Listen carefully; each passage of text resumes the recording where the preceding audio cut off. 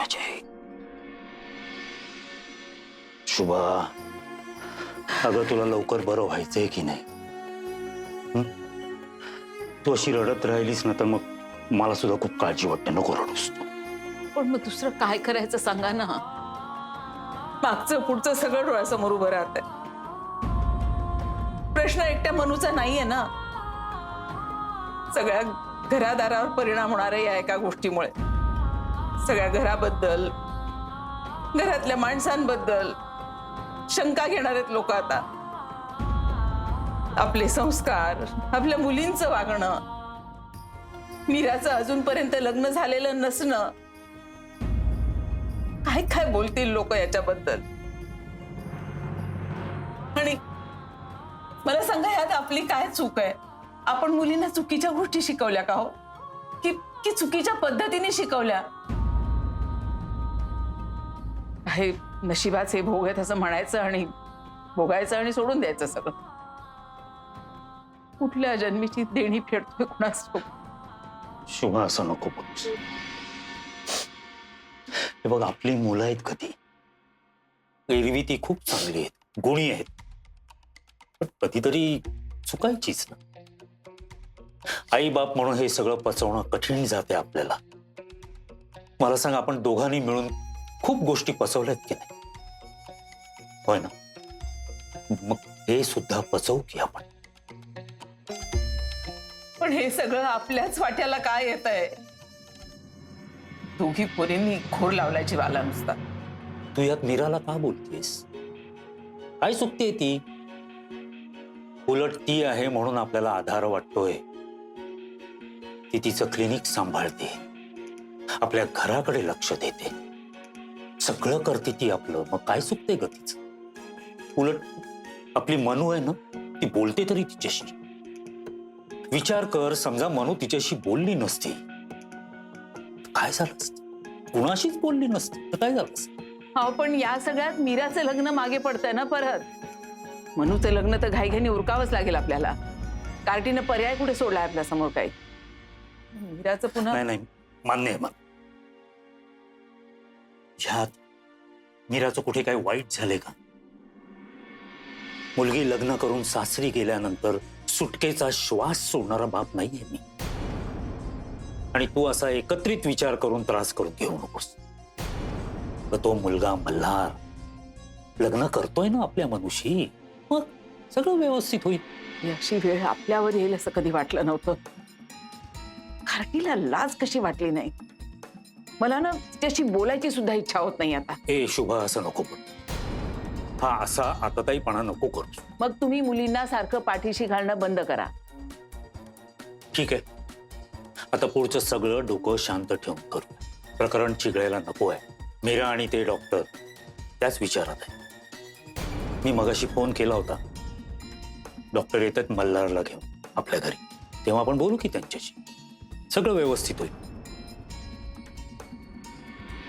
मनूचं लग्न होईपर्यंत डोळ्याला डोळा काही लागणार नाही माझ्या. नको विचार करू. झोप, शांतपणे झोप.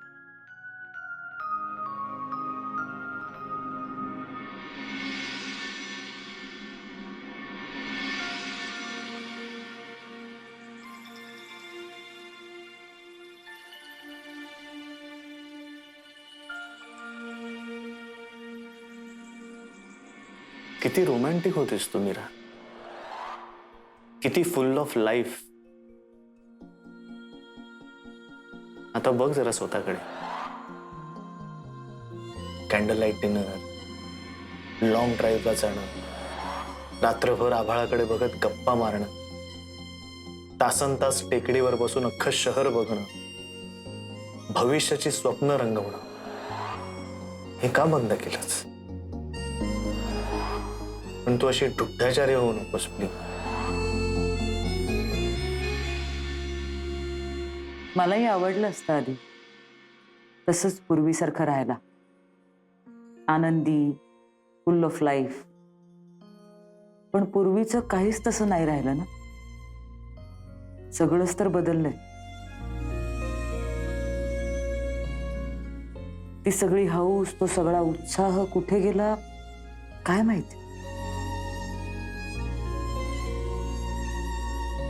कधी कधी वाटतं आता मी जे करते ते सगळं फक्त वेळ घालवायला करते.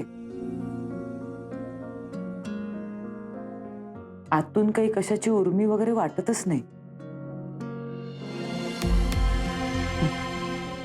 काय करायची ती उर्मी? शेवटी दुखावलीच जाणार ना मी. आधी तू म्हणतोस तशी खरंच दुड्डाचार्य झाले खरे मी?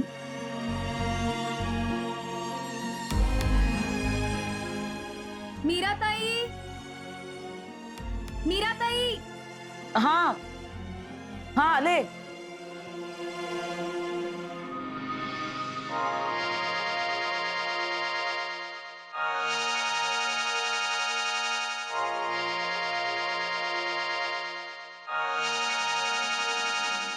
अहो मला सांगा ना, कुठली कुठली साडी नेसू मी, मला कळतच नाही आहे. आणि मी मधुराला विचारलं ना, तर ती मला म्हणाली की कुठली नेस. काय उपयोग आहे असं तिच्या त्या डिझायनरच्या कोर्सचा? ती कशी आहे सांगा ना. उत्तम. हो बघा तरी. मी काहीतरी महत्वाचं वाचतोय इथे सुलक्षणा, मेडिकल जर्नल मधून. हे काय आणि कुठे निघालीस तू? कुठे जायचंय तुला? तिला भेटायला. कोणाला? अगो बाई हो, मी तुम्हाला सांगितलंच नाही का? काय झालं त्या दिवशी ना, आधी म्हणाला की कॅब. हे बघ सुलक्षणा, आदिराज बरंच काही बोलतो पण त्यातलं तो करत काहीच नाही. अहो पण सुलक्षणा, त्या दिवशी डॉक्टर वैशंपायनकडे जेवायला येणार होता असं म्हणाला होता ना तो. आला नाही. बरं काही कळवलं सुद्धा नाही. बापाच्या शब्दाला एवढा मान सुद्धा देता येत नाही त्याला. एक नंबरचा बेजबाबदार माणूस आहे तो. अहो ती मुलगी त्याला पसंत नव्हती, पण या मुलीचं तसं नाहीये. ही मुलगी त्याला आवडली असेल म्हणजे. कोणीतरी ऑर्डिनरी मुलगी असणार.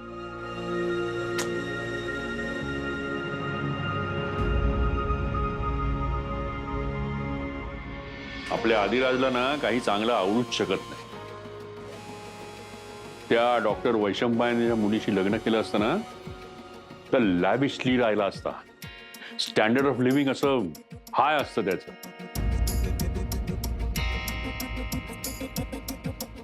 काही लोकांना असतात भिकीचे डोहाळे. आपल्या ताईनी दुसरं काय केलं असं?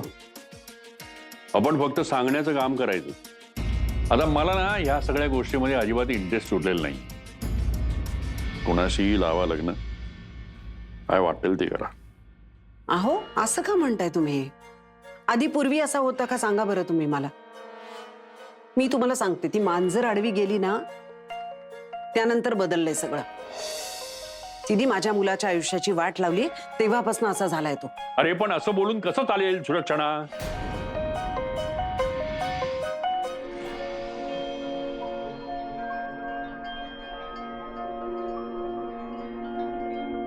निखिल, अरे निखिल, चल रे जेवायला चल. निखिल,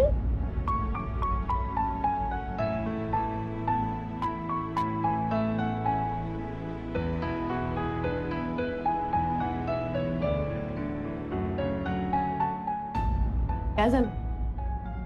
कसला एवढा गहन विचार करतोयस? काय नाही. मला ना कळतं सगळं. पटपट बोल आता. मम्मा, तुला माझ्या लग्नाची काळजी वाटते का नाही? अजिबात नाही. हे बघ, तुझी लाईफ, तुला करावंसं वाटलं लग्न तर कर. मी नाही केलंस ना तरी मला काहीही प्रॉब्लेम नाही. तसं नाही ग, पण तुला कंपनी मिळावी असं नाही वाटत? लग्न तू करणार आणि कंपनी मला कशी रे मिळणार? अगं मी कुठे असतो दिवसभर घरी? एकटी नसतेस का तू? बरं आहे ना, भांडणं नाही होत कोणाशी. नाही तर तुझ्या बाबाबरोबर नसते का राहिले? पण भांडणच होईल असं कशावरून? मी नसताना तुला गप्पा मारायला हवं असं नाही का वाटत? तू घरी असताना माझ्याशी गप्पा मारल्यास ना तरी बरं वाटेल ना मला. म्हणजे काय तू मला मदत करणार नाहीस? मुलगी कोण आहे?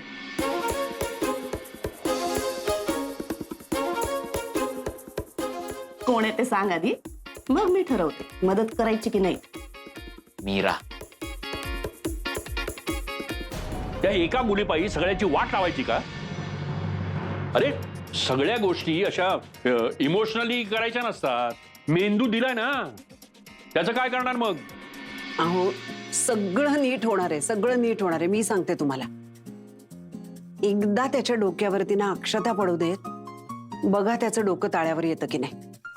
सगळा विचार करायला लागेल तो. बघा तुम्ही, तुम्हाला त्यांनी मोठा दवाखाना काढावा, छान पैसे कमवावेत, नाव कमवावं असं वाटतं की नाही.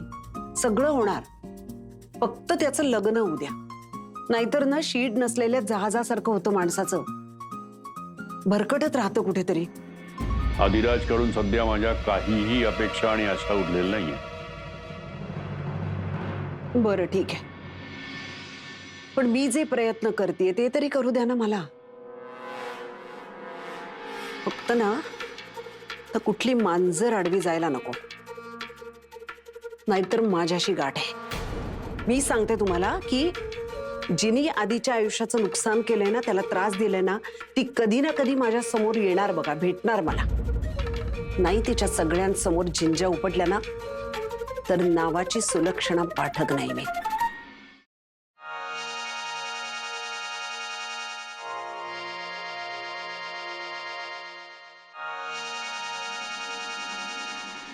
अरे वा, आज एकदम छान दिसतंय. म्हणजे मी नेहमीच छान दिसते. नाही म्हणजे आज जरा जास्तच फ्रेश वाटतंय. नाही नाही म्हणजे तसं डोकं दुखतंय माझं जरा, पाय पण दुखतायत खरं तर. पण आज मी ठरवलंय, जायचं म्हणजे जायचं. काय, कुठे जायची तयारी चाललीये? मी आधी कशी दिसते सांग? सुंदर. हो ना. मी ठरवलंय ना, जातीये ना मी तिला भेटायला. मीरा देसाई, खरंच जातीयस तिला भेटायला? मग तुला काय वाटलं मधुरा, मी गंमत करतेय? जाणारच आहे मी, आणि सगळी माहिती काढून आणणार आहे. सगळी माहिती म्हणजे? अगं म्हणजे सगळ्यात महत्वाची माहिती अशी की तिचं लग्न झालंय का हे विचारून येणार आहे. आणि त्यासाठी तू इतकं नटून थटून जातीयस? कारण तिचं जर लग्न झालेलं नसेल तर भावी सासू म्हणून मी तिला आवडायला नको का? आई, तू पण ना एवढी तडमड करत जातेस खरी, पण उगाच काहीतरी भलतं चलतं होईल. चांगला विचार करता येत नाही का तुला? हा, तुझ्या भल्यासाठीच करतो की नाही आम्ही हा विचार. असो, तू जा, मी काही तुला जायला नाही म्हणत नाहीये. जा तू. तू जा म्हणजे काय, तू येणार नाहीयेस? मी? आई, डॉक्टर तुमचं लग्न झालंय का हे विचारायला आपण दोघींनी जाणं जर ऑड नाही वाटत? त्यापेक्षा तू एकटी जा आणि काय तुझी सगळी माहिती काढून आणायची ती काढून आण. ओके, मी जाणारच आहे, कारण मी कुणासाठी थांबणार नाहीये. मी जाणार म्हणजे जाणार. All the best.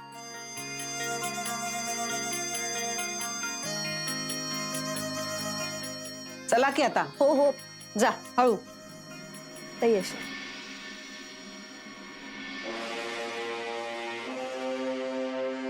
देवा, ह्यावेळी कसला घोळ होऊ देऊ नकोस. मीरा, अरे मीरासाठी मी कशाला मदत करू? तूच विचार ना तिला सरळ. तेच तर जमत नाहीये ना. मग आता काय? मग आता काय, तू चल ना तिच्या आई बाबांशी बोलायला.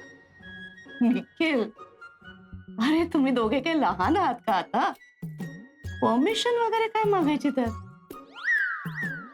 हे बघ, माझी परमिशन तर आहे, आणि तिचे आई वडील नाही म्हणाले तर राहा ना लग्नाशिवाय तसेच. परमिशन म्हणून नाही ग, पण ते पण बोलतील ना मीराशी. नाही, मीराने ना मला कायमचं फ्रेंड झोन करून टाकलंय, त्यामुळे अशी विचित्र पोझिशन झाली आहे माझी. म्हणजे मी तिच्या खूप जवळचा आहे, आम्ही भेटतो पण, तिचा माझ्यावर विश्वास आहे, पण आमच्यात असं काही नाही आहे. आणि ओके ओके, लक्षात आलं माझ्या.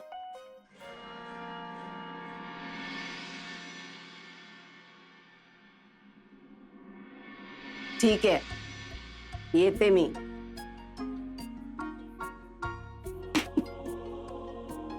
आता कसं, आता आहे ना वजन येईल या सगळ्याला, तुझी छाप पडेल.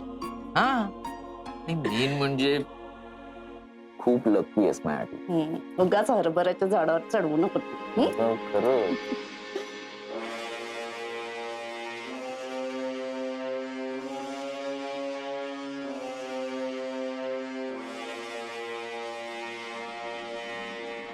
अगं मनू, काहीच का खात नाहीयेस? केवढूच घेतलंय आई, वाढा आईला. नाही अगं नको वगैरे काही नाही. आता व्यवस्थित खायचं. अच्छा, म्हणजे तुला काहीतरी वेगळं खावंसं वाटतंय का? हा, तसं असेल तर सांग मला. अरे पण मी करणार नाही, बाहेरून ऑर्डर करेन. अश्विनी, काय चाललंय? ब्रेकफास्ट. नाही, ते दिसतंय मला. हे काय चाललंय? मी सांगितलं होतं ना, मधुला कोणी टोमणे वगैरे मारायचं नाहीये. या नाही, एकदाही नाही आणि एकही नाही.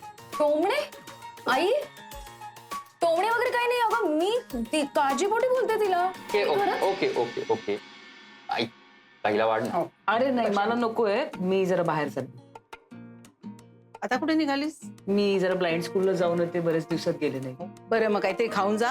आणि आई खरंच नको. मी तिकडनं पुढे क्लिनिकला जाईन ना, तिकडे खाईन. मी तू आणेलच ना डब्यातनं काहीतरी. मीरा, मी काय म्हणतो, हा. तू उद्या ब्लाइंड स्कूल मध्ये गेलीस तर नाही चालणार का हो बाबा?